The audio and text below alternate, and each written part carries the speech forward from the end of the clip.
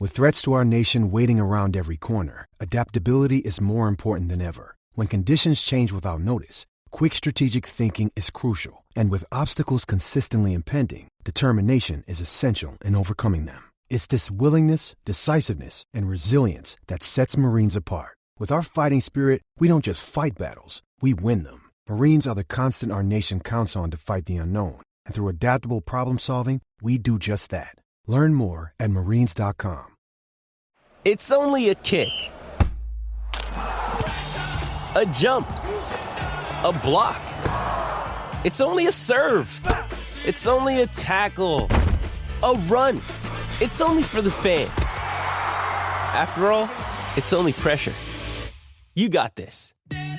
Adidas.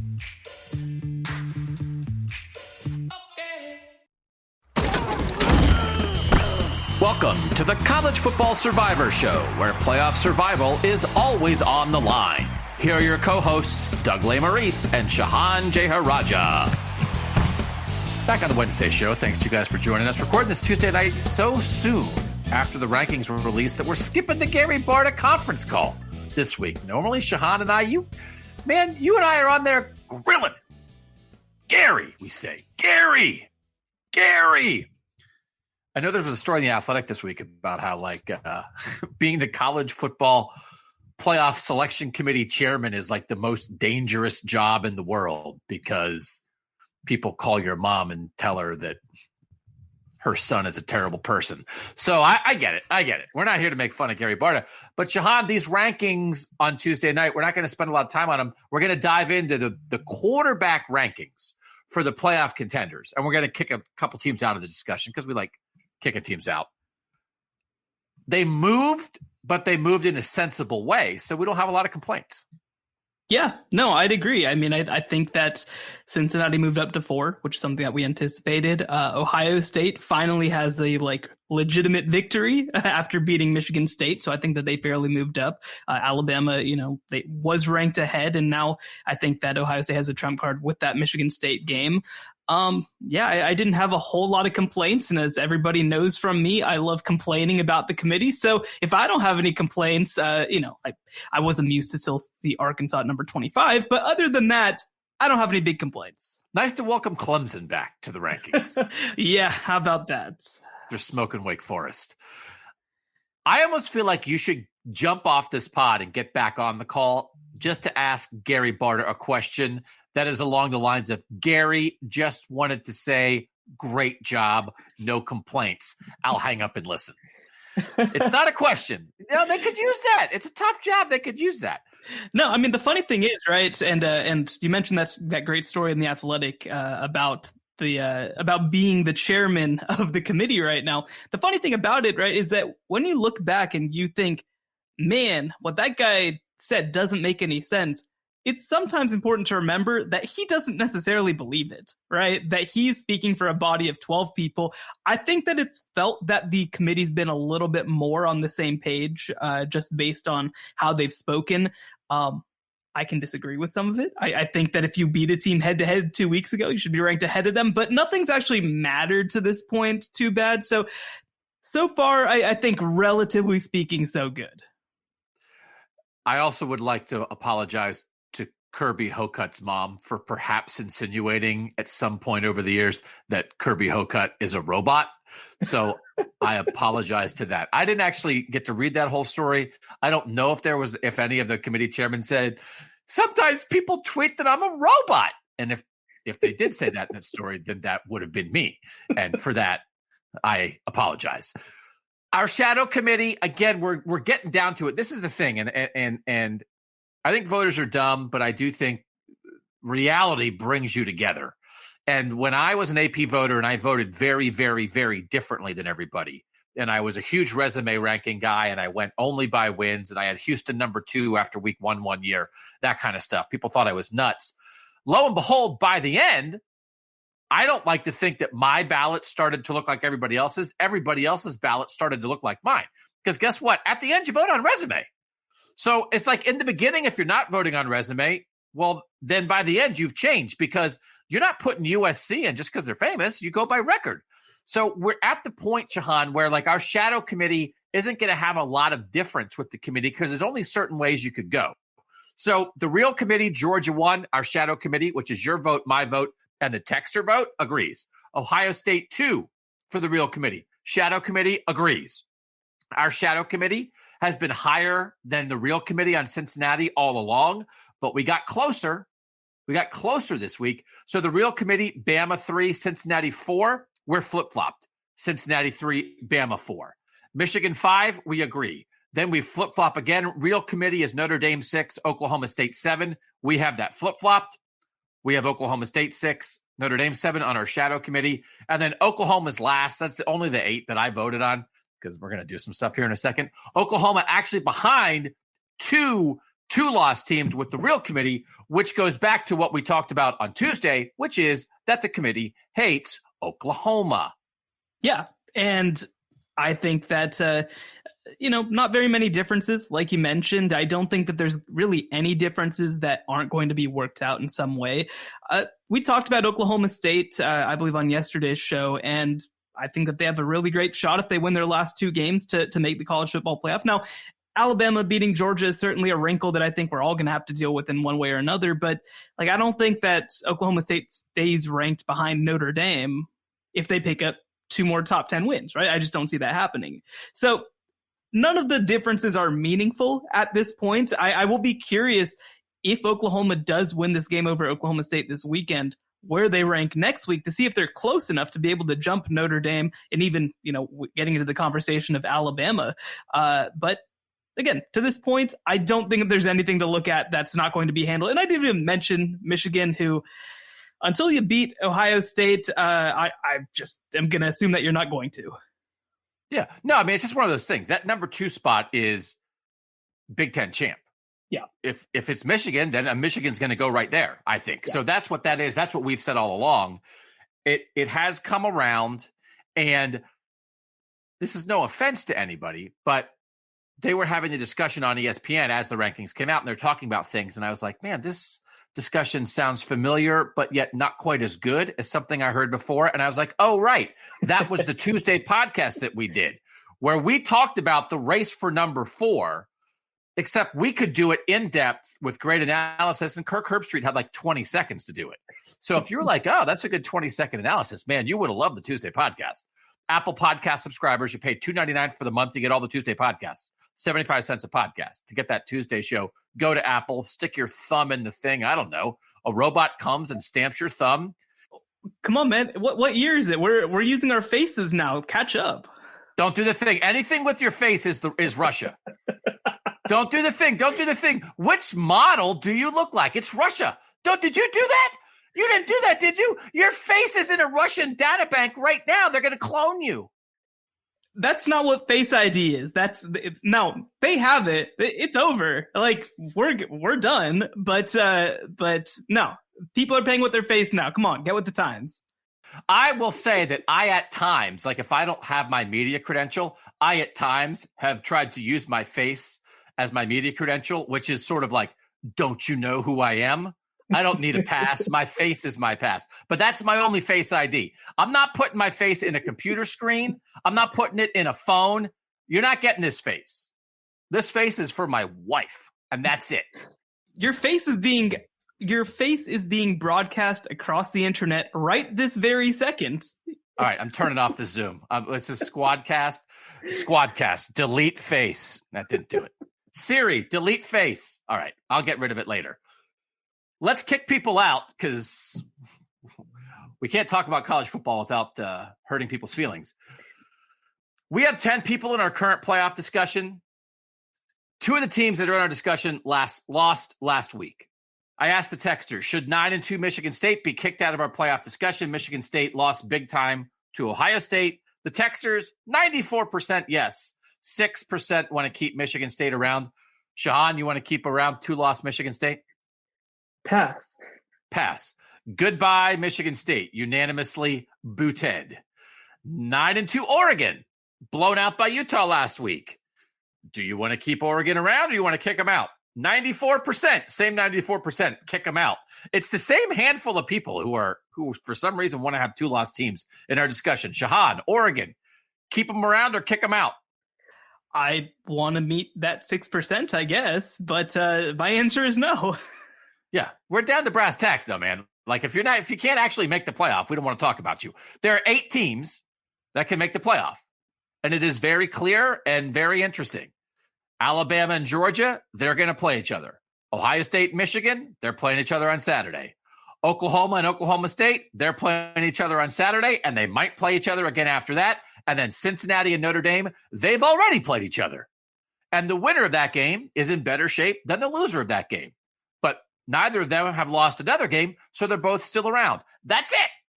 So we're going to rank the quarterbacks on those 8 teams. Then we'll get some couple questions from our tech subscribers, 817-442-6789. If you want to get in on that, you get to be part of the shadow committee. I have some other questions I asked the texters. We'll get their opinions on that. But first, after this break, time to rank the quarterbacks on the College Football Survivor Show. In case you missed the last College Football Survivor Show. When you're comparing Oklahoma to Notre Dame to Alabama, that's where I feel like there's a more legitimate conversation about Alabama, who is also a very flawed team, right? It's also a team that I don't think can win the national championship. And if they get blasted by Georgia, if they don't look like they belong on the same field, we shouldn't have this discussion. This is where we're at, where Oklahoma has nothing else to sell. I feel like Notre Dame has very little else to sell. Oklahoma State has a lot more else to sell, but if they're not the team in the discussion, I'm the ultimate, hey, come on, like, let's not default to Bama guy, but come on, these other 2 teams are not very good. Subscribe now on Apple Podcasts for exclusive College Survivor Show bonus episodes. All right, Shehan, we're getting back to our roots. The 19 people that were listening in August when we launched this podcast, we were like, oh, let's talk about the playoff in the summer before anybody else is doing it. Everyone's doing it now. Try to talk about the playoff in August. That's legit. Back then, we had teams that we invited into our playoff discussion. Teams like, did we invite North Carolina? I think we did invite North Carolina. We did.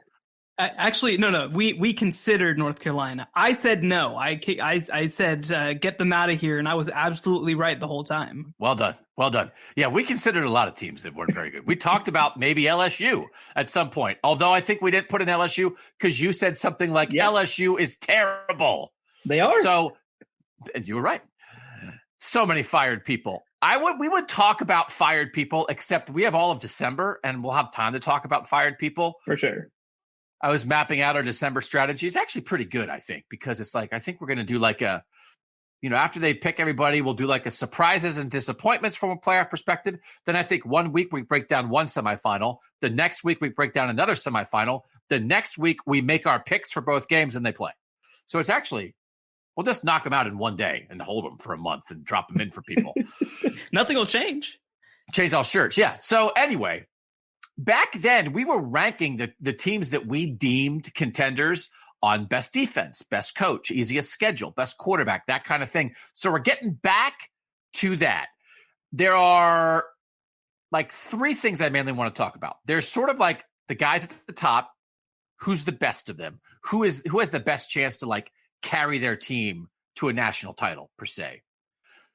There is a very specific Stetson Bennett conversation around Georgia that is very interesting.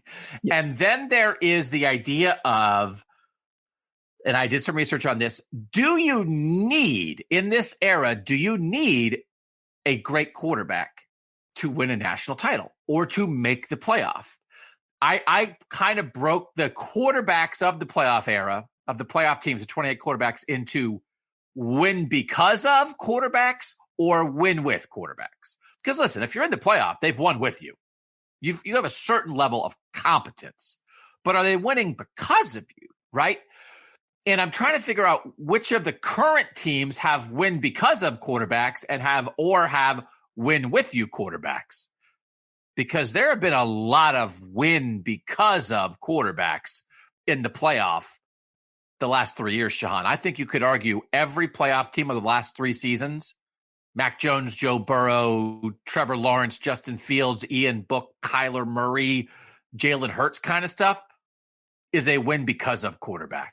And I think you also, let's just go right here. Why say we're going to talk about it? We're talking about it.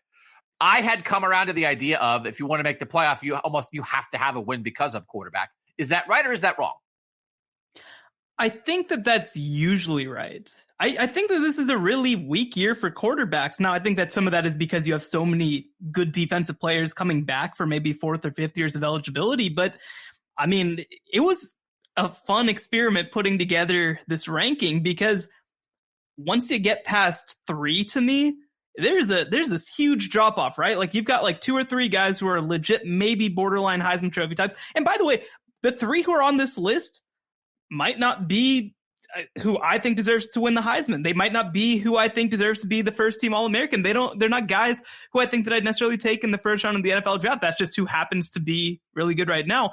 I think it's a very weak year for quarterback for a lot of reasons. Again, I think that having so many defensive players come back has really played a big role in defenses maybe trending a little bit ahead of offenses this year. And then also kind of losing a lot of skill talent, I think, to the NFL, because skill talent is one of those things that it's primarily measurable based. So like if you didn't get as much film last year as a receiver, I think that's less of a big deal as not getting enough as a linebacker last year, right? And a linebacker, you really need film. So it's been a weird year. I mean, it's been a really weird year, but in most years, I do think that to win a national title, at least you need pretty dang close to a win because of. Now, we can have a Mac Jones conversation another time. I think that he's a huge part of it, but he also had a lot of talent around him. I think that plays a part of it too. But most years I'd say that you do. This year, I don't think that's the case.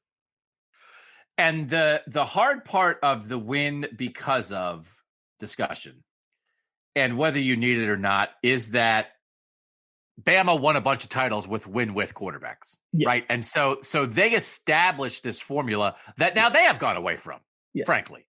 And it's one of those things. Is Mac Jones is like, well, I don't know. He was a Heisman finalist. He went in the first round, and he's starting for the team in the NFL that like might be the 1 seed in the AFC. So I think there was once is Mac Jones a win-with quarterback?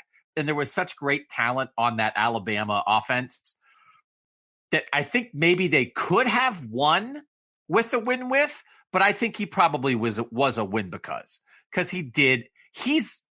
he's doing his job at a high level. So let's talk about win because. Let's stay on this year for 1 minute and talk about the weirdness. Then we'll talk about some past history. I looked at the quarterbacks. I looked at the 9 quarterbacks that at least in one Heisman preseason ranking, the odds. These were the quarterbacks that were the 9 highest quarterbacks in the preseason Heisman odds. Number 1, Spencer Rattler, who blew up the whole college football season. Not by himself, but he was one of the matches that torched this thing. The Heisman frontrunner, clear Heisman frontrunner, expected leader of the team that we both picked to win the national championship, and now Oklahoma is hanging on by its fingernails with the backup quarterback, freshman Caleb Williams, because Spencer Rattler blew it. So that was really weird. That's one weird thing. Number 2, DJ Uiagalelei. And we're in a world where we're talking about, we had 3 second-year quarterbacks from California who are taking over as starters at the 3 preeminent programs in college football, taking over for first-round quarterbacks. And I think we all maybe would have said to ourselves, I don't know about all 3 hitting. And he's the one that did hit. So DJ Uiagalelei has not been that good for Clemson. But then Bryce Young at Bama and CJ Stroud at Ohio State have been good. But DJ Uiagalelei was the second Heisman favorite, out. Then Bryce Young was 3rd, CJ Stroud was 4th. We're going to talk about them. Then JT Daniels from Georgia, who got hurt, got replaced by his backup, and can't get his job back. Again, weird. Stan Howell? Is it Stan? It's not Stan. Sam. Is it Rich? Is it Todd? It's Sam? Why did it not sound right in my ear? It's not Todd, I'll tell you that much. Is it Gavin? Is it Gavin Howell? No? So Sam Howell, who I picked to win the Heisman, he was my Heisman choice. Good quarterback, is going to go in the first round. North Carolina, which people thought was a dark horse Heisman or dark horse playoff contender, out. De'Aaron King from Miami, people in on him. Miami mediocre. And he got hurt. To be clear. Keaton Slovis, USC. I don't even know what happened to him. He's also hurt right now. Yeah, mediocre team. And then Matt Corral from Ole Miss, who's playing for a top 10 team, but they have 2 losses. They're not in the playoff discussion. So like, that's like pretty weird that you have those 9 guys and 2 of them are kind of alive in the discussion that we're going to have. We have Heisman dark horses that pop up, but that is kind of a weird array of dudes who kind of fell by the wayside in terms of leading a team as a great quarterback into the playoff. Yeah, I mean, and you talk to the NFL guys, right? The guys who were supposed to be it this year were Spencer Rattler and Sam Howell. Now, Sam Howell's been pretty good, but the receivers, being without those receivers, having to replace 2 running backs who caught the ball a lot, he's never really recovered from that. He's a real downfield type passer, and Josh Downs is really that only guy. He just hasn't been the same since then. And I mean, the funny thing about, you mentioned the 3 California kids, I would have thought that the surest thing would have been DJU, because we saw him start 2 football games and look awesome while doing it. But unfortunately, last year. But unfortunately, without Travis Etienne, who I think has been a huge loss for them, just in terms of being a dual threat type of running back, but then also not having kind of consistent receiver play, and also just not being very good. It's unbelievable. I mean, I certainly would not have pegged him as the guy who wouldn't work out, because I feel like we saw him work out at points last year. Clemson did lose a lot of guys, right? Travis Etienne is a huge loss, but they're still Clemson. They still have some guys. They have some young running backs that we talked a lot about in the preseason who look good now. Yeah. They still have some skill talent. I do feel like DJ Uiagalelei is like the placebo or the control group for Bryce Young and CJ Stroud, that if you go too far down the line of, I don't know, a young quarterback there, Bama and Clemson, Ohio State, anybody could do that. I do think the way that DJ Uiagalelei has played, that if he was playing at Alabama or Ohio State, that those teams might not be in the playoff, because both Ohio State and Alabama had growing pains with those young quarterbacks and took a loss with those young quarterbacks, but have hung around and still have a chance because by and large, those young quarterbacks have played very well while surrounded by lots of talent. But I think DJ is just the context there. Do you agree with that? Yeah, no, I definitely agree. And I feel probably more strongly about it at Alabama than maybe at Ohio State. I think that Ohio State might just be so good offensively that it doesn't matter too much. But like at Alabama, I mean, Jameson Williams has been good, but he hasn't really been like a world beater, right? And he's kind of been the guy. John Mechie didn't really take the step that we expected him to take. They've been fine at running back, but they're more of like an inside zone, pound it for 4 yards type team. And their offensive line has been good, but I mean, they've had issues against some of the better teams that they played. So, I mean, you made the case a while back that maybe Bryce Young is the like game changer that we always think about in college football, but he just plays at Bama, so we don't necessarily get to appreciate it. I don't think I'm there as yet. I don't think I'm all the way there, but I'm a lot closer to there than I was when we started the year, because especially these last 2 to 3 weeks, he has been under a lot of pressure, and that's not something I saw coming. So let's talk about the need for game-changing quarterbacks, because we are going to have, there's some game managers still hanging around, and it makes me wonder, like, are we underestimating them? I would say in the 24 playoff teams, I have 6 of 24 quarterbacks that I guess I would call more win with than win because of guys. So let's go in reverse order, and we'll kind of do this quick because it's not a history podcast. It's on the History Channel. It's college football right now, but we like you to learn, right? We want you to learn a little bit. Actually, we don't want you to learn. Just be entertained for half an hour while you're on the treadmill. 2020, Mac Jones, Trevor Lawrence, Justin Fields, Ian Book from Notre Dame. I think those are all win because of guys. Yes, for sure. 2019, Joe Burrow, LSU, Fields and Lawrence, again, Jalen Hurts, Oklahoma, all win because of guys.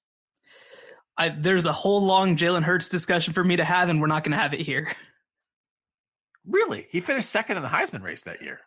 Man, you think he might be a win? You think he might be a win with? I'm not going to go that far, because obviously Lincoln Riley's system is so built around quarterbacks. As by the way, when we get to these quarterback rankings, we'll have that conversation about the 2021 guys. But he was a very one-read quarterback at Alabama. At Oklahoma. I think he's gotten better since he's gotten to the NFL. I think he's started to process a little better. But like, man, by the end of his time at Oklahoma, he was a if the receiver's not there, run for your life type quarterback. And I think that really got exposed against Dave Aranda's defense at LSU. I do think another shorthand for me a little bit is if you're an NFL guy, and the fact that Jalen Hurts is starting in the NFL affects my judgment of that there's almost, I think there's win because of talent there, even if you might argue the way he was used or the way he happened to play in that moment was maybe more win with than people would anticipate. And I will say, right, like I probably am taking too much for granted the fact that he's one of the better running quarterbacks that we've seen in a while, right? Like being a one read and go, like he went, right? He's a huge part of why they managed to win games. And also Spencer Rattler, the placebo for Oklahoma quarterbacks. If you think anybody can win in the Lincoln Riley's in the system, it's like not anybody, not that guy. 2018, Tua Tagovailoa at Bama, Trevor Lawrence again as a freshman, Ian Book again, his first year of doing it. He took over the starting job in like week 3 from Brandon Wimbush, and Kyler Murray at Oklahoma. I think that's 4 win because of guys. Even Trevor was young, but he was still Trevor. Yeah. 2017 is interesting. At Bama, you have Jalen Hurts all the way until halftime of the national title game, and then you put in Tua. But I still think they're both because. I think they're because, not with. Baker Mayfield for sure wins the Heisman. Easy. Then you have Kelly Bryant at Clemson and Jake Fromm at Georgia. Jake Fromm at Georgia is freshman, takes over when Jacob Eason gets hurt in the first game, keeps the job. Kelly Bryant is in a 1-year gap between Deshaun Watson and Trevor Lawrence. He'll start the next year as the starter and be replaced by Trevor Lawrence. I decided I have Bryant and Fromm both as win with, not because of. Fromm had Sony Michel, Nick Chubb, and DeAndre Swift in the backfield of Georgia, and they were running like crazy. And that was in the era of unbelievable, like Clemson defensive lines, right? Like that. And Kelly Bryant's stats were not that big. Right. No, I think that Jake Fromm's career has gotten criticized a little unfairly with the way that he finished, and obviously for good reason with the Justin Fields thing. He was a good player. I think by his second year, he was leaning more towards win because of. His first year, though, I think that he definitely leaned a lot more win with. I think that's a lot of that is because it was Fromm as a freshman. All right, so those are our first 2 win with. 2016, Hurts at Bama as a young guy. Man, I'm still going to say because I will hear an argument on that, though. Deshaun Watson, the ultimate win because of quarterback. Yeah. JT Barrett at Ohio State, they got shut out by Clemson in the semifinal that year, which was proof that they needed to change their offense. He's not an NFL quarterback, not even close, but he was what Ohio State wanted then, and he did what they wanted at a very high level.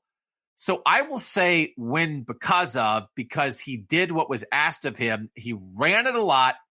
He was pretty efficient throwing it. He had moments where he threw it and won games for them. I'm curious as someone, I cover Ohio State every game, how you would view JT Barrett. And then Jake Browning from Washington, who I called a noodle arm because I thought he was a cousin of the Wisconsin noodle arm quarterbacks. I'm probably unfair to Jake Browning. Washington, never really probably belonged in that playoff mix, but they got there. I'm still a win with on him, but if someone has strong Jake Browning feelings, I'll hear it. I mean, he threw for 43 touchdowns that season. He was a really good player for them. And the other thing, too, that I'll point to is that with Washington, they've never been back to that level from Jake Browning's sophomore season. All right. I feel that. I feel that. Yeah. Now I got to call Jake Browning. I got to call Kirby Hokut's family, and I got to call Jake Browning's family after the big thing with Jake Browning is that he just steadily got worse throughout his career, but his sophomore year was really, really good. Those guys who get worse the older they get, it throws off the backwards evaluation of them. It does. Because you forget they were good when they were young. Same deal. And just to go back to JT Barrett for a second, I think JT Barrett is absolutely a win because of guy. So much of their offense was structured around doing what he did well, right? I mean, we kind of talk about the Jalen Hurts thing of obviously needing to be a runner. I mean, you talk about sort of that spread option stuff that Urban Meyer had. That's what you do, right? I mean, that's kind of, not that the stats are similar, but it's like, Tim Tebow, a huge part of his game was running the football in that offense. JT Barrett was asked to do that. He did it at a really high level, and he was responsible for a crazy amount of Ohio State's offense.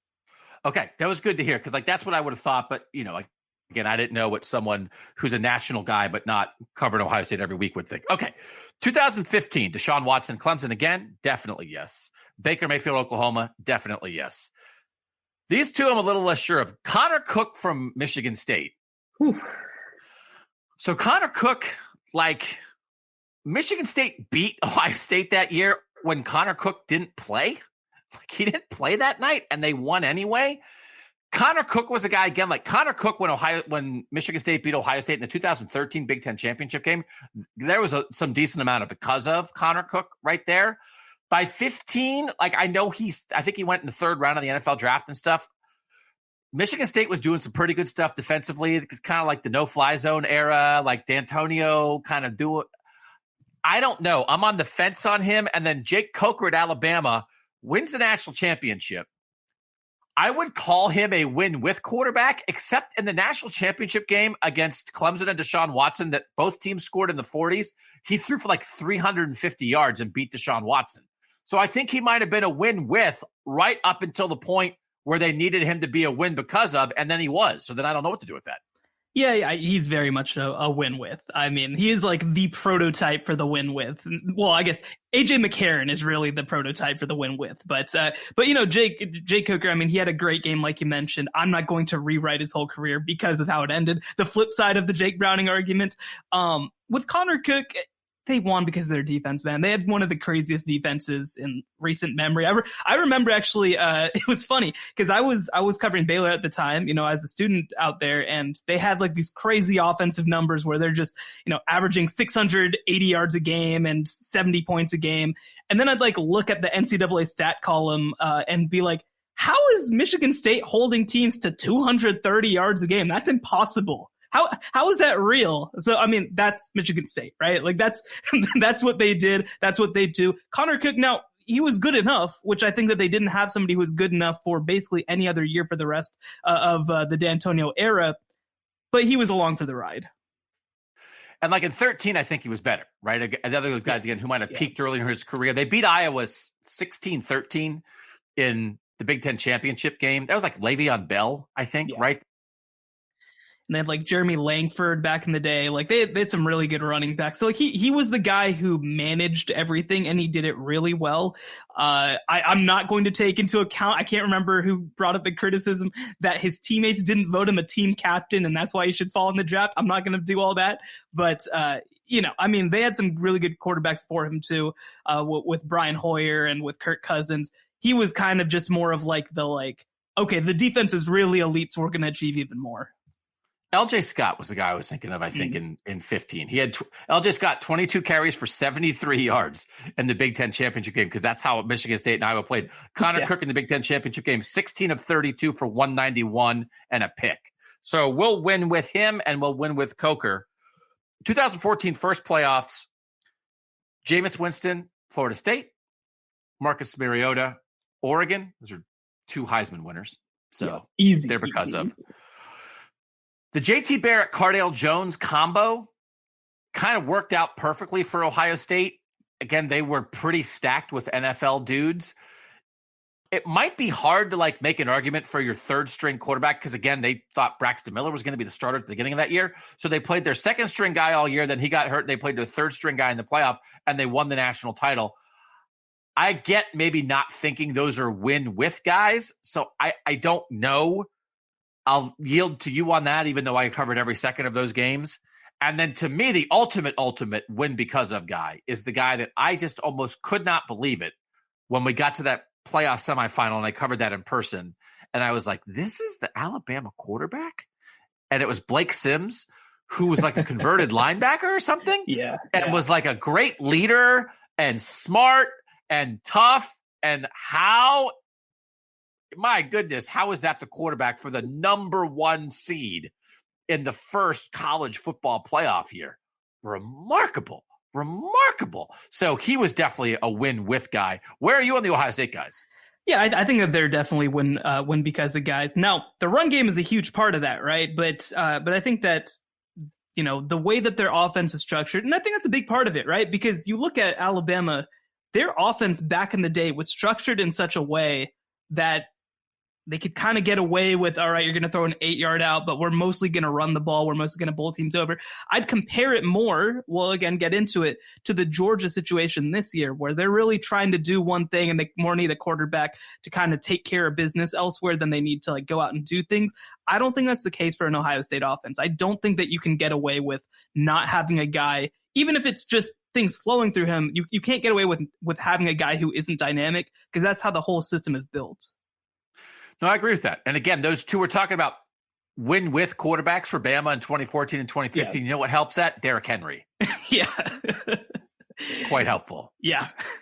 All right. So we've got 24 quarterbacks then. No, 7 times 4. 28. 7 times 4. 28 quarterbacks. Math in my head. Live on podcast is one of my specialties. 28 quarterbacks. We agreed 5 were win with. And how many of those were Bama quarterbacks? Blake Sims for Bama in 14, Jake Coker for Bama in 15, Connor Cook for Michigan State in 15, Jake Fromm for Georgia in 17 as a young guy, Kelly Bryant for Clemson in 17. So that's 5 of the 28. So now we have a threshold. I think we can draw a line in our rankings at where we move from win with to win because of. So we will now go to our rankings of the quarterbacks for the 8 playoff teams, because we are down to 8 playoff teams. So we don't have to talk about Anthony Brown and Peyton Thorne. And I do want to real quick just clarify. So for us, win because of means they're going out and being a plus for their team. If you replace them with a replacement level player, that team would be worse noticeably and wouldn't be to that level, as opposed to win with. Because for example, I mean, one that I think that we'll get into is Desmond Ridder, who plays on a team whose specialty is defense, but that doesn't mean that he's somebody that's just along for the ride either. Yes, I would say that. Can we clip that definition? The control booth's gonna clip that, put it on social. All right, who is your number 8? Yeah, this was tough. I'll say right now, my bottom 2, my 7 and my 8, both come from the great state of Oklahoma, which heading into the year would have been inconceivable for 2 reasons. 1, that Oklahoma State is in our discussion, and 2, that my number 8 quarterback would be Caleb Williams from the University of Oklahoma. Wow. I am fascinated to hear this, and I yield to your Big 12 expertise, just like you yield to my expertise on robot thumbprints. I had Caleb Williams 4. And I will tell you, there is stuff that you look at. There are metrics that you look at. I was looking at QBR, it's a quarterback rating system. Neither Stetson Bennett nor Caleb Williams qualified by playing enough snaps. But if Caleb Williams did qualify, his QBR rating would tie him for 2nd in the nation. His PFF ranking, again, by their grading system, is 3rd in the nation. I sort of don't buy that entirely, but I bought it enough to have him 4th. I want to hear the case for why this guy, because listen, this guy is a 5-star recruit. He's probably going to be very, very good. But why do you have him 8 now? Yeah, I mean, look at his QBR for individual games, right? That game against Texas, who's a team that's now not going to make a bowl game, 97.6. TCU, 94.8, another team that's not going to make a bowl game. Kansas, 94.1. Texas Tech, they did make a bowl game, but we had the whole discourse about, hey, maybe putting up a lot of points and yards on Texas Tech might not be representative. 94.9. The last 2 weeks playing against good defenses, against Baylor, against Iowa State. And I'm not saying that you are only what you do against good defenses, because then every quarterback in the country would be bad. But in the last 2 games, 17 of 36, 229 combined yards, 1 touchdown, 3 interceptions, and he did have a 74-yard breakaway touchdown run on a broken play that he did wrong, by the way. He's just, a great athlete, so he managed to make something happen. But he has been a net negative for this team. Obviously, he came in and had some big moments, especially against Texas Tech and against Texas, throwing for a combined 8 touchdowns in those games. But since the competition's gotten real, he's really crumbled in a lot of ways. And you kind of get to see at this point, right? Something that Lincoln Riley kind of alluded to early in the year is that when you're dealing with a young quarterback, you kind of have to make things manageable. You have to make things digestible. And so in a lot of ways, Caleb Williams becomes a one read and run quarterback, right? But Caleb Williams is the number one quarterback recruit in the country. He can obviously throw the ball at a high level. And you saw part of this is that I was there for kind of both sides of this, right? I saw the Texas game and I saw the Baylor game live. But, when he gets stymied, he makes mistakes. He makes some big mistakes. And for me, I just don't think that going against some of these better teams in the country that he's going to do well, right? I mean, because Baylor's a good defense. They're not Georgia. They're not even Oklahoma State. I mean, Oklahoma State this upcoming week is going to be a problem. I mean, they really should not have him throw the ball very much at all. And they didn't have him throw the ball very much as all the last two games. Again, only 18 attempts per game in the past two games. And I think that a lot of their game plan against Oklahoma State and against Baylor, if they get them again, or Oklahoma State again, and then into the playoff if it's Georgia or Alabama or whoever, a lot of their game plan is going to be, how can we try to make it so that Caleb Williams doesn't ruin everything? Wow. So there's skill upside there, yes, but not the reliability, because I would have thought maybe there's some game managers here that I'd take the upside. Because I think I know what I'm going to get with a couple of these other QBs, and I know that it's fine. Because to me, this is sort of like a list like this is, if you are running a very good college football team and you're having a quarterback draft, who do you plug into your team? So you're saying you would take everybody else and plug them in ahead of Caleb Williams because of his propensity for mistakes that will kill you, which you think is going to really show up even more against good defenses. Yeah, and I want to just see him have not a great game against a good defense, but I want to see him have a game that isn't miserable against a good defense, right? Because these last two games were miserable. And you start looking back and you start being like, was that just Texas not being prepared for him? Because I don't think that they're as bad as, especially at that point, they were as bad as they played, but like they just weren't prepared for him. They didn't know what he was going to do. And then it's just a lot of meaningless yards against teams that are not very good. And even in that Kansas game, right? I mean, because one thing is, you mentioned QBR, you mentioned quarterback rating, the old school stat. Like Lincoln Riley's figured out how to cheat that system, right? Like he's figured out how to put his quarterbacks in positions to have high completion percentages, to, just he's made it manageable for them, especially because they have the receivers to have great yards after the catch. So for me, I almost don't buy into that too much because I see what they're doing as well, right? I try to look at it from that perspective, and he's just not ready. I mean, he's just not ready at this point. And I wouldn't be shocked if things go really badly to start against Oklahoma State if they put Spencer Rattler back in. And I don't know if that's going to go well because I just don't think that they have the horses right now to be able to be explosive in both the pass and run game. And this is one of these things that nobody should be learning this about Caleb Williams, because he should be working all this stuff out in practice. Yes. And he's going to have a great career. He's going to have an awesome career at Oklahoma, but I mean, we went through this to some extent with Jalen Hurts in year one at Alabama, right? Where it's just like the talent is really interesting, but like that first year, I mean, I think it was his first year when they had the Alabama versus LSU game that ended like 7-0, and they were just like, all right, throw, do it, we dare you. And Caleb Williams isn't that, but it's, hey, make a read. We bet that you're going to make a mistake. And I just think that that's where they're at right now.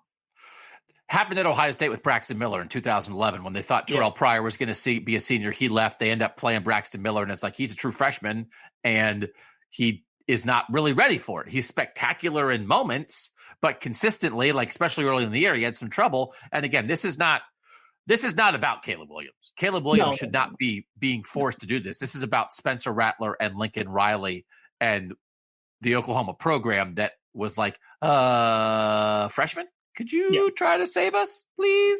And he's trying to. All right. So who you then have Spencer Sanders from Oklahoma State, 7. Is that correct? Yeah. Because that's who I had 8. But you go ahead and talk about Spencer Sanders. Well, I think he's done a pretty good job this year of not making too many mistakes. Now, that's That's obviously not the highest of praise by any means, but I do think that he's managed games a little bit better than he has in years past.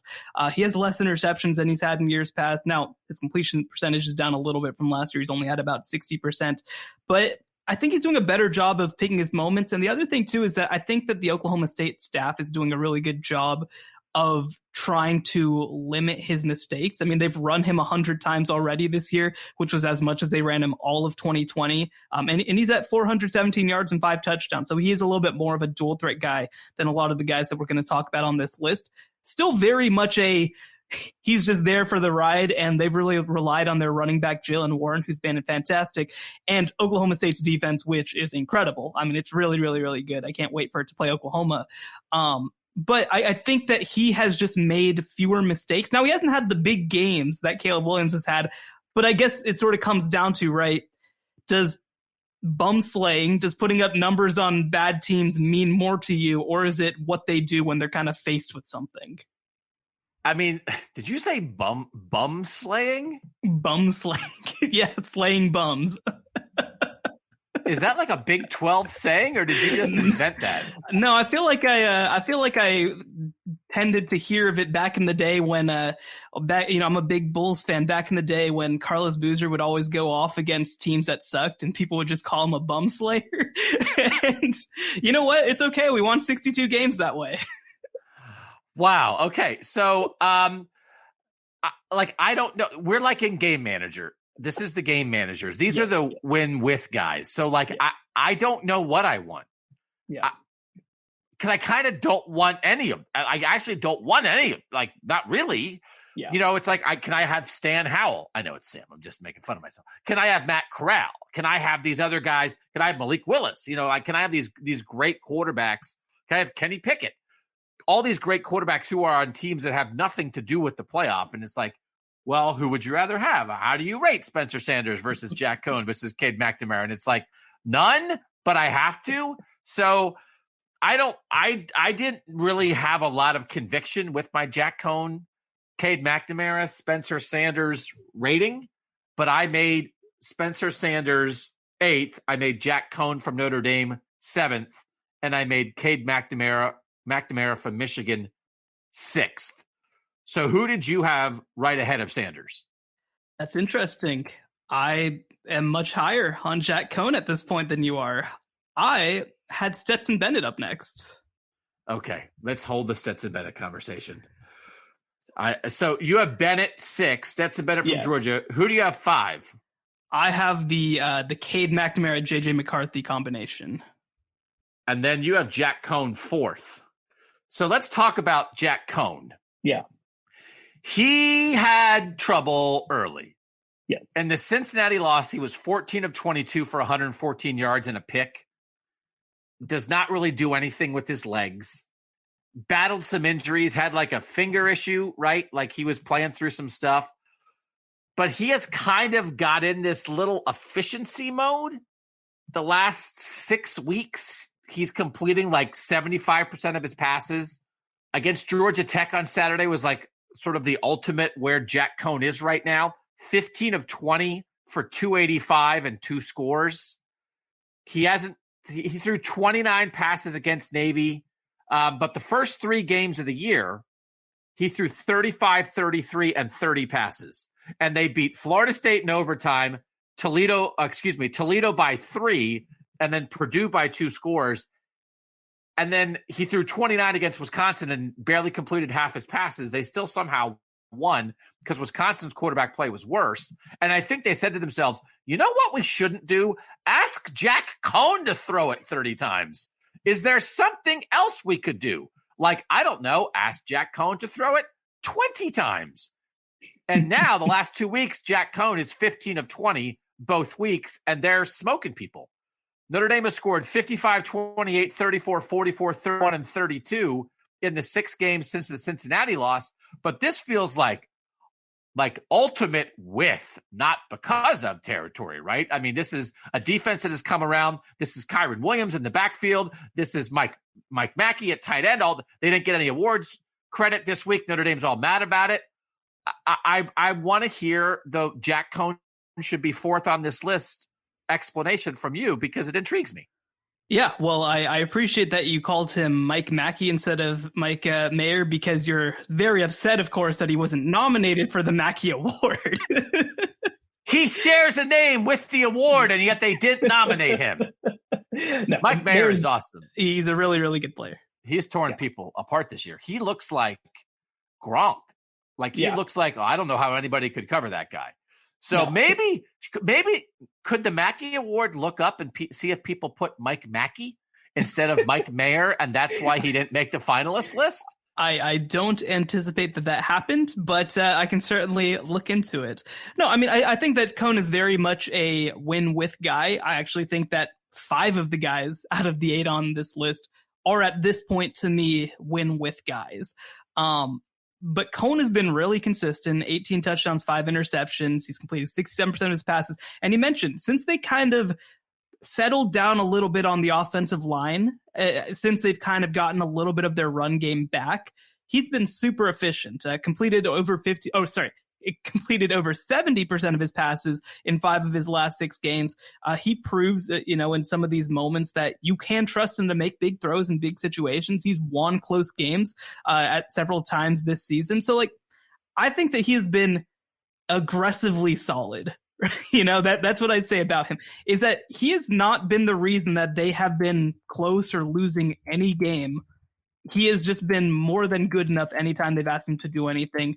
I don't want to say that we were totally wrong about him, because certainly he's not, like we say, a win because of guy. But I do think that he's shown enough that, if this was the starting quarterback, even last year at Alabama, I think that they're fine. Right? He's not going to go out and necessarily win you games, but I think that if you put him in the right situations, which I think they've done much better the past couple of weeks, granted the competition plays part of that, I think that he's been very, very consistent. He hasn't made mistakes, and really, other than that Cincinnati game, I think he's been pretty good.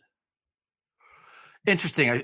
Part of it is philosophy, because, and you and I sort of, I think, have done this in the past, where I shoot for upside.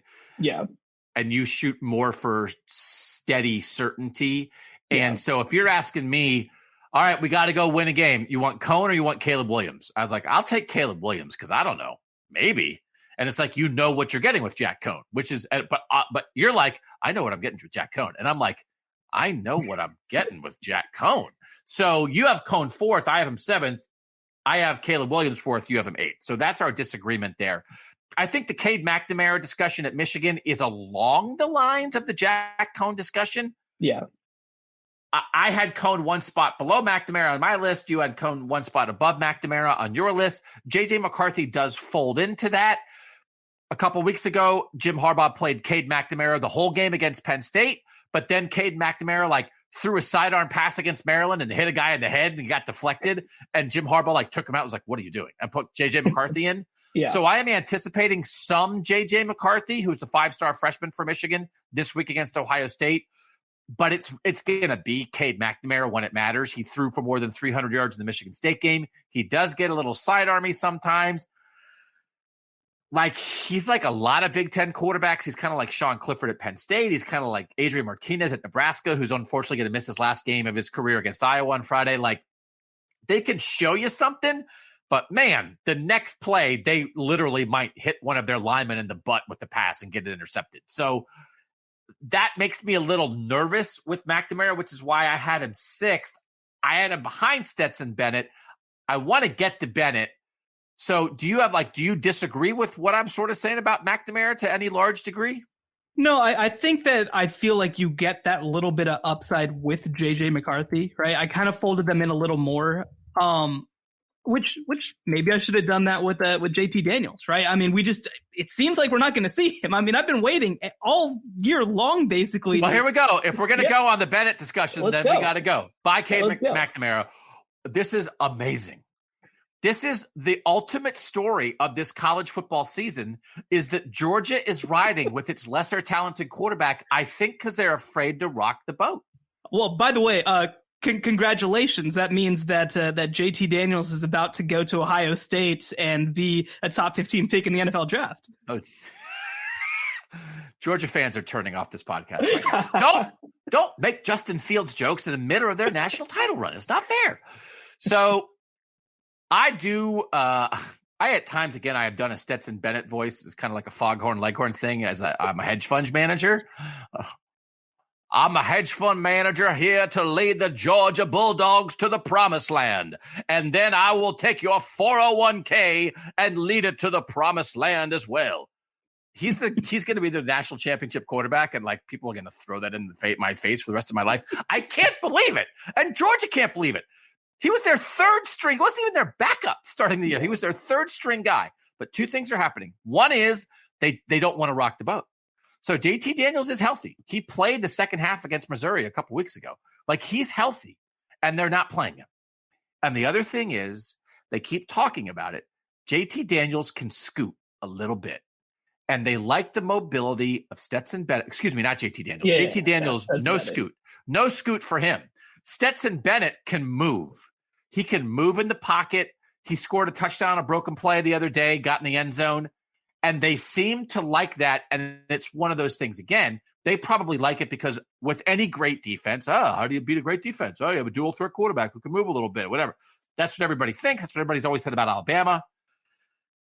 Like, I don't know. The crazy thing about this season, Shehan, is that in this chaotic year, the overriding, dominating, no doubt about it, number one team is playing a former walk-on at quarterback that they're afraid to take out of the lineup. And I feel like two things could happen. One is we might get the bowl practice, and that might be like, you know what? It actually is JT Daniels. And JT Daniels is suddenly going to start in the semifinal and the final. Or JT Daniels is going to come in like the middle of the second quarter when Stetson Bennett goes up against a playoff defense, and they're like, oh, wait, that wasn't real at all. Or they just won the national title with him. But I can't think we just went through this whole list, Shehan. This would be the absolute most surprising, unbelievable. How is this possible that this guy's a national championship quarterback in the playoff era? And I don't think it's close. Because Jake Coker was like a 5-star recruit at Florida State who transferred because he couldn't beat out Jameis and came back to Alabama. But Stetson Bennett walked on. What are we doing? What is Georgia? And Kirby Smart's leaning into it. Kirby Smart says stuff like, I know everybody thinks, can they win a national title with Stetson Bennett? And everyone's like, yes, Kirby, that is what we are thinking. And then he just keeps playing him. Are they crazy like a fox, man? Like, do they know better than anybody? Or are they just like holding their breath and hoping they win a national title with 25-star recruits on their defense?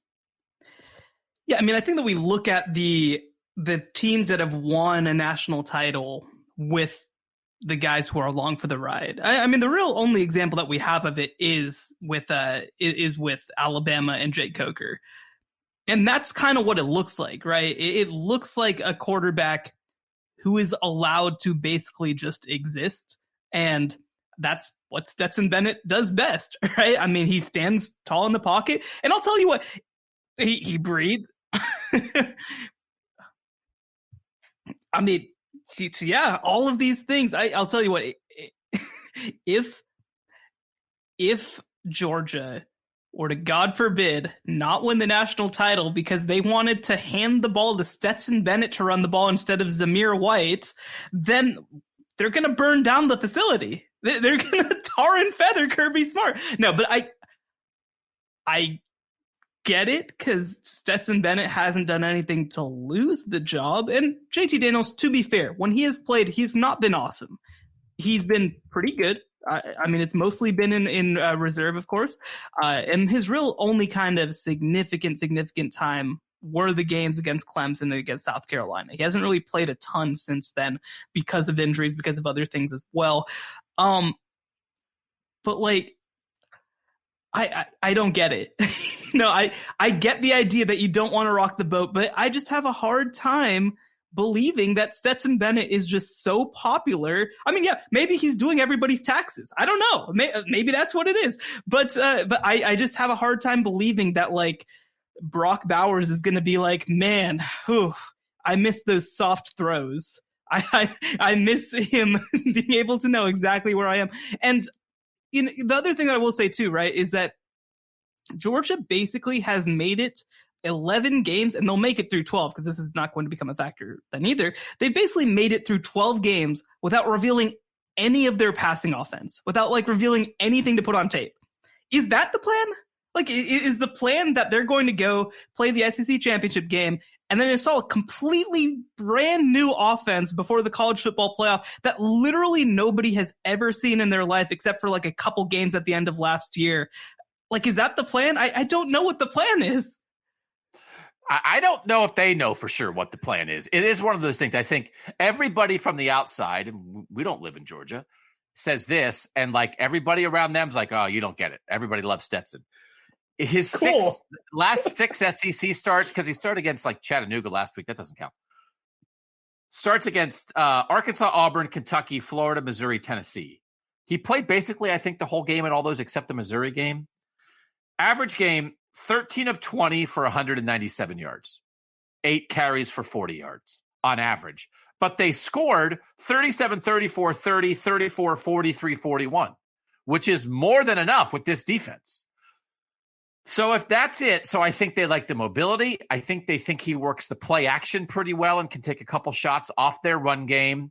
And like, I guess he's not making any mistakes. But again, they didn't believe in him because he was playing the end of last year and it was like, oh, no. It's going to be JT Daniels. And again, I think he was their third string guy to start the year. So this is not like, oh, everyone doubted on the outside, doubted Stetson Bennett. It's like, no, the people on the inside doubted him too. Yes. So... And the other thing, too, is that if JT Daniels isn't great, let's just say hypothetically JT Daniels is struggling in practice. They've got a high 4-star in Carson Beck, and they've got another 5-star freshman in Brock Vandegrift, who are also on the roster, who are not getting any sort of like, ability or like opportunity, right? Like, what is going on? Maybe everybody sucks. Maybe this is just like a way old school SEC quarterback situation where they got all these 5-stars who are actually bad at football and they just want to, run the LSU offense or something like that from back in the day. And they want Brock Bowers to make it all the way to the NFL before everybody realizes he's the greatest player in the history of college football. Like, I don't know. But for me, again, and going back to the rankings, right? I think that Caleb Williams so far this season, against good teams has been a net negative. I think he's been below replacement level. I think that Spencer Sanders has been replacement level. And I think that Stetson Bennett has been like a little bit above replacement level. So that's why I have him 6th on my list behind Cade McNamara and behind Jack Cohn. But to your point, you're saying like, oh, they've got these 5-stars on the bench. It's like, oh, you mean 5-stars like Caleb Williams, right? That's why you have Caleb Williams last because he makes mistakes and you don't trust him against good defenses. And so they have a veteran guy. Stetson Bennett's been around forever. They trust him. The upside's not there, but they think the upside is like everywhere else on the roster. George Pickens may be on his way back, their best receiver. They've got multiple dudes in the backfield. Brock Bowers is a true freshman tight end, has emerged as one of the better tight ends in the country. And the defense, I don't know. And it's also interesting to me, Kirby Smart's a defensive coach, and I wonder if their head coach was an offensive guy, if they would do it. I don't know if Ryan Day would like settle for this. I think Ryan Day would be like, well, we have to play the guy with more talent, and we have to get him up to speed. Like, there is not a decision here. There is no decision to be made where Kirby Smart is with his defensive guys and is like, I don't know, just like get in the bunker and tell Stetson Bennett to take a knee every snap and then punt it back to us and we'll take care of it. So it's going to make for a fascinating December. It's going to make for a fascinating December because the absolute consensus, no doubt about it, number one team in the country has a quarterback that nobody outside of Athens, Georgia actually believes in. We're going to take one more break, and then we're going to have to do the best guys kind of quick because we've been talking a lot. We'll get to the top 3 quarterbacks on playoff contenders next on the College Football Survivor Show. The College Football Survivor Show, where playoff survival is always on the line. Doug and Shehan, again, Tuesdays, that's for the Apple Podcast subscribers. $2.99 a month. We had a really good number 4 discussion, like before anybody else was having that discussion. So you heard bits and pieces of it on the playoff show. You got a whole hour of it, about 45 minutes of it, with us on Tuesday for $2.99 a month to get 4 shows like that. Let's just do our whole ranking. And again, I think it is very important here. This is not a Heisman ranking. Because to me, the Heisman is a wonderfully amorphous thing. I take a lot into consideration. There's a vibe. There's a feel. There's telling the story of the college football season along with skill and acumen and greatness and big game performance. But this is talking about, like, who would you take? Who would you take? And that is not the same as a Heisman vote. 1, 2, 3, who are your top 3 quarterbacks? At number 1, I have Bryce Young. At number 2, I have CJ Stroud. And at number 3, I have Desmond Ridder. And I will say 1 is a lot more solid to me than 2 and 3. I have that same order. And I might say the same thing. It's actually, none of it's too solid for me, because there's a part of me, because those other guys are young, that are just like, man, I think I still might trust Desmond Ridder. Like, he's not perfect, but he's a baller. Like, he made some plays in the second half of the Notre Dame game when you had to make plays to save that season. And you made a point, I think, before the podcast of Cincinnati's a defense-first team, but that Desmond Ridder can still be a win because of quarterback. And this, to me, is the win because of line.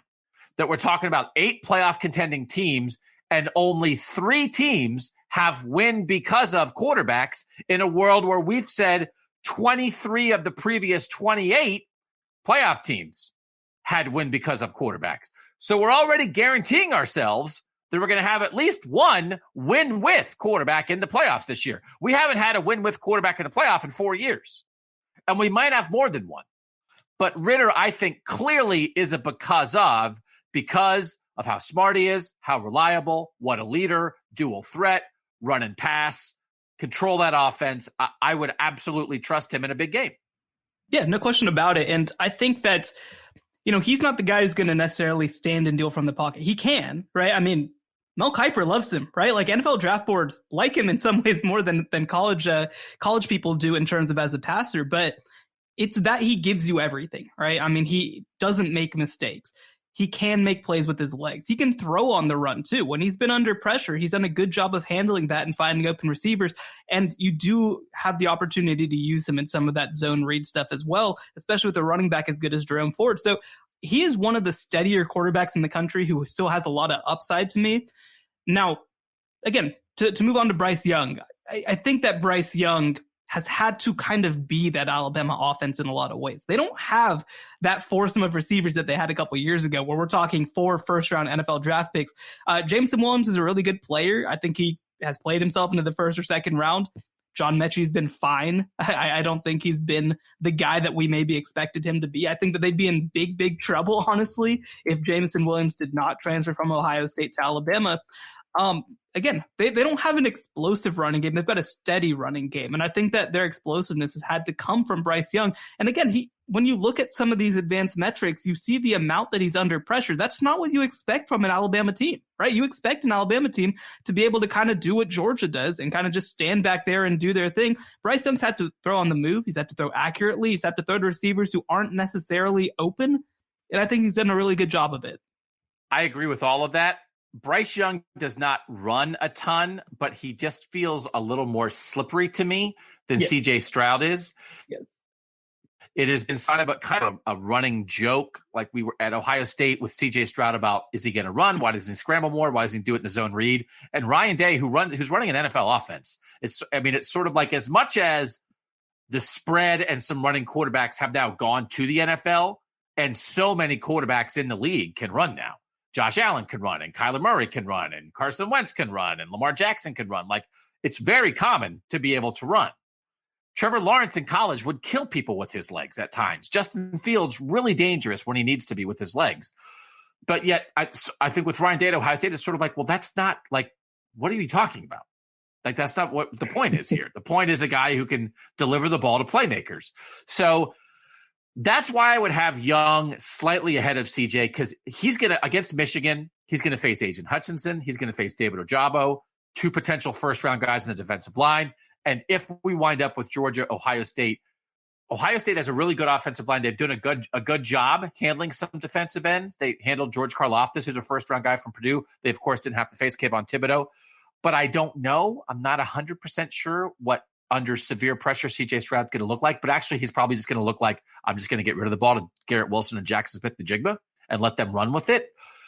But there's a part of me that I would fall back on that with CJ, and I'm almost tempted to fall back on it with Ridder as well.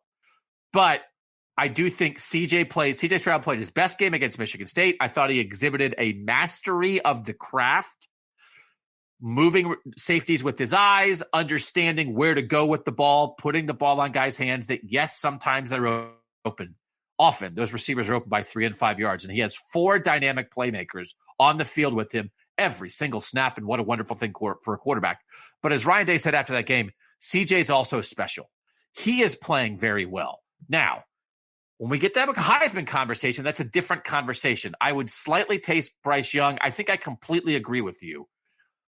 But Bryce Young, 38 touchdown passes to 3 interceptions this year. He has not thrown a pick since the Texas A&M loss. He has 18 touchdowns in that time. He just broke the Alabama single-game record with more than 500 passing yards last week. C.J. Stroud, 36 touchdown passes, 5 interceptions. He did have kind of an iffy game against Nebraska a couple weeks ago. But against Michigan State, he was 32 of 35 for 432 and 6 touchdowns in the first half plus 1 drive.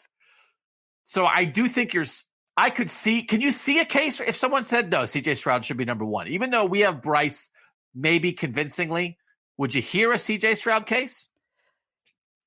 I have to ask, honestly, I have to ask, you've watched Ohio State quarterbacks. You've watched CJ Stroud, obviously, every snap of his career to this point. I mean, how good is he? It's so hard to tell because, like you mentioned, I don't think that what he's doing day to day is necessarily something that other players couldn't do. But I also feel like maybe I'm slighting him a lot because I'm just assuming that anybody could do it. It is harder to tell because Ryan Day always with quarterbacks talks about an extraordinary trait. And CJ's extraordinary trait is really like vision and processing. It's his brain and his eyes. And that's harder to appreciate compared to arm strength and mobility at the college level, at least, especially with the new guy. You know, once you get to the NFL, if you're going bing, bang, boom against an NFL defense, right? If people said, oh, Peyton Manning, it's his eyes and his brain. It's like, yeah, no, I see that. Right? That's kind of what CJ is doing in this offense right now. I'm not saying he's Peyton Manning, but I'm saying he's an eyes and brain quarterback. And when you're surrounded by explosive, dynamic, crazy receivers, that can get lost a little bit. So, like, is he as good as Justin Fields? No. But I think if Justin Fields was here right now, he would be like the unanimous Heisman winner. Ohio State would be number 1 in the rankings, and he would be the number 1 pick in the NFL draft. There's not a Justin Fields in college football this year, right? So, like, he's not as good as the most. Is he as good as Braxton Miller? Well, Braxton Miller, like, spun around like a top. Like, but he processes better than Braxton did, right? So he's doing everything right. In a game like Michigan State, it's like, well, what did he do? It's like, I don't know. He played a top 10 team and did everything right. Like, that's a thing. But I am totally on board because I have thought at times that is not what a Heisman winner looks like. Right. I don't even know what his Heisman reel is going to be like. His receivers taking an 8-yard pass and running 60 yards with it. It's all yards after catch. There's some deep balls to Chris Olave, but a lot of the deep balls to Chris Olave are like, oh, Chris Olave is open by 5 yards, and CJ Stroud got it to him. He made some really nice throws against Michigan State, but this is the debate that's kind of been going on, and Ohio State fans to some degree, Ohio State media, have sort of underappreciated him at times.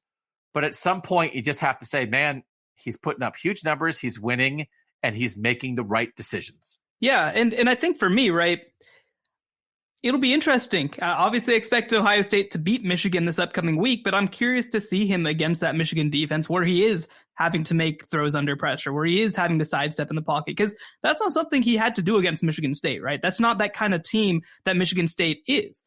We saw, like you mentioned, against Nebraska, at times it was a little shaky, right? I mean, his yardage got boosted because he had a couple of breakaway throws, but like it wasn't down to down always there, right? Because Nebraska's a very good defense. Similar deal with Penn State. And those were 2 games that were each decided by 9 points because they were teams that could kind of get after him a little bit. And so it's so hard for me. It's so hard for me to get into this, especially, and we have to do this now because CJ Stroud is now the Heisman front runner. And I'm also like, I think CJ Stroud's been really good. Also, might be the 6th best player on his own offense, right? Like, I mean, it's a really, really good offense. And so it's just, I'm probably a little too unfair the other direction where I'm just like, just put Jack Cohn in there. And he, you know, obviously I don't think that that's true, but like, it is interesting, I will say, to hear that Ryan Day believes that he is kind of the one processing this. He's the one making the reads. Because, for example, I think that there's a way to make an offense do what CJ Stroud has done with just telling him what to do every play. So it's interesting that Ryan Day feels comfortable letting him make those decisions as well. So I don't really know what's going to happen with this with the Heisman race, but I think that Bryce Young and CJ Stroud so far are the top two on this list. But I think that Ritter's also right there with them as well.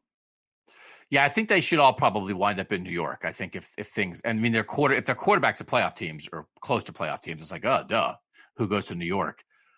I would have Bryce Young first here. That doesn't mean I would vote Bryce Young ahead of CJ Stroud on the Heisman ballot, but also we have two huge weekends to help decide this stuff.